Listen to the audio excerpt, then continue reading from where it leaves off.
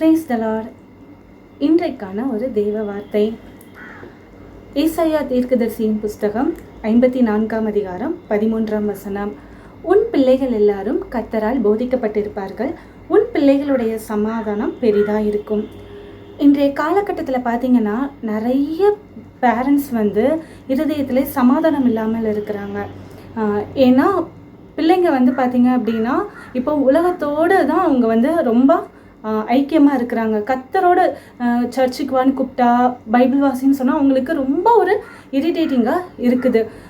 ஏன்னா பிசாசானவன் குழந்தைகளை இந்த மொபைல் மூலமாக பிள்ளைகளை ஒரு அடிக்ட் பண்ணி வச்சுருக்கிறான்.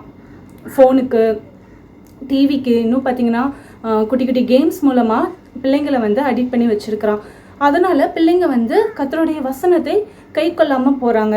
இதில் அழகாக சொல்லியிருக்கு, பிள்ளைகள் எல்லாரும் கர்த்தரால் போதிக்கப்பட்டு இருப்பார்கள். நம்ம பிள்ளைகளை அவருடைய வசனத்தின்படி நம்ம போதிக்கும் போது பிள்ளைகளுடைய சமாதானம் ரொம்ப பெரிதாக இருக்கும்.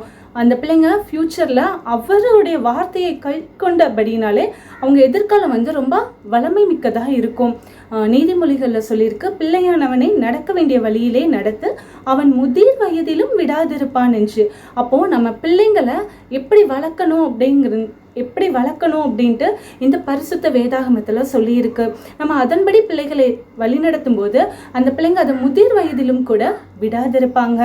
ஒருவேளை இந்த வேளையில் நீங்கள் கூட இதை பார்த்து கொண்டு இருக்கிற உங்கள் மனசில் கூட என் பிள்ளை இந்த மாதிரி இருக்கிறானே, என் பிள்ளை இந்த மாதிரி இருக்கிறாளே, சொன்ன பேச்சு கேட்க மாட்டேங்கிறாங்களேன்ட்டு நீங்கள் ஒரு மனசில் ஒரு அங்கலாய்ப்போட கூட இருக்கலாம். ஏசப்பா உங்களோட கூட தான் பேசுகிறாங்க.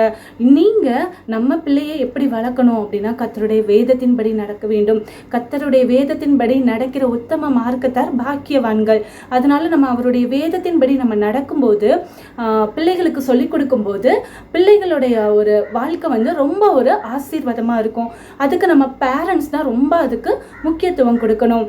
நம்மளும் வேதத்தை கையிலேந்தி நம்மளும் முழங்கால் படிட்டு நம்ம ஜெபிக்கும்போது நம்ம பிள்ளைகளும் அதை பார்த்து என்ன பண்ணுவாங்கன்னா பைபிள் வாசிப்பாங்க, ப்ரேயர் பண்ணுவாங்க. அப்படி ஒரு சூழ்நிலைக்குள்ளாக தான் நம்ம இருக்க வேண்டும். அதனால் இன்னிலேருந்து நம்ம தீர்மானம் எடுக்கலாம். ஒரு குடும்பத்தோட ஏசப்பா பேரண்ட்ஸ் நாங்களும் என்ன பண்ணுவோன்னா உங்களுக்குள்ளே இருப்போம், பிள்ளைகளையும் உங்களுடைய வசனத்தின்படி நாங்கள் நடத்துவோம் என்று நம்ம ஒவ்வொருவரும் ஏசப்பா கிட்ட நம்ம ஜெபிக்கலாம். இந்த நாளில் அவர் சமூகத்தில் ஒப்பு கொடுப்போம். நம்மளுடைய குடும்பம் ஆசீர்வாதமாக இருக்கும், நம்ம பிள்ளைகளுடைய சமாதானம் பெரிதாக இருக்கும். கர்த்தர் உங்கள் ஒவ்வொருவரையும் இந்த வசனத்தின் மூலமாக ஆசீர்வதிப்பாராக. சிறு பிள்ளைகளுக்காக ஒரு 2 நிமிடம் நம்ம ஜெபிக்கலாம். எங்களை அதிகமாக நேசித்து வழி நடத்துகிற நல்ல தகப்பனே, எமக்கு ஸ்தோத்திரம். ஆண்டவரே அப்பா, சிறு பிள்ளைகளுக்காக நாங்கள் இப்பொழுது ஜெபிக்கிறோம் தகப்பனே. எங்களுடைய வீட்டில் இருக்கிற பிள்ளைகள் ஒருவேளை சிறு பிள்ளைகளாக இருக்கலாம், வாலிப பிள்ளைகளாக இருக்கலாம் தகப்பனே. அப்பா ஆண்டவரே, பிசாசு பிடிக்கு சிக்காதபடிக்கு உம்முடைய வேதத்தை கற்றுக்கொண்டு உம்முடைய வேதத்தின்படி நடக்கிற பிள்ளைகளாக இருக்க நாங்கள் இந்த நேரம் ஜெபிக்கிறோம்.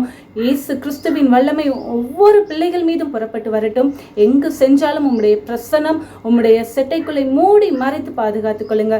உலகத்தோடு கூட ஒத்த வேஷம் தெரியாமல் உம்முடைய வேதத்தை கற்றுக்கொள்கிற பிள்ளைகளாக இருக்க நீங்கள் உதவி பண்ணுங்க. அப்பா உம்முடைய கரத்திலே எங்கள் பிள்ளைகளை தாழ்த்தி அர்ப்பணிக்கிறோம். இயேசு கிறிஸ்துவின் மூலம் வேண்டிக் கொள்கிறோம் நல்ல பிதாவே, ஆமென். நம்ம ஜெபிக்கலாம். நம்ம பிள்ளைகள் வாழ்க்கையில ஆசீர்வாதத்தை பெற்றுக்கொள்வோம். God bless you.